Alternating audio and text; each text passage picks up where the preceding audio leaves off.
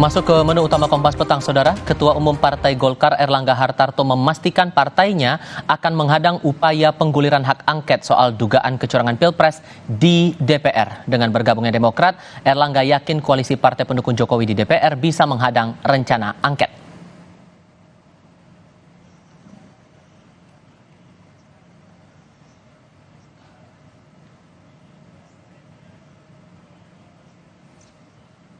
Ya, kalau hak angket kan hak politisi DPR.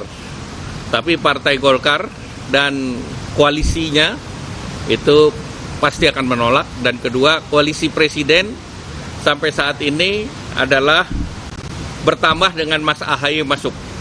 Jadi yang di luar pemerintah semakin sedikit.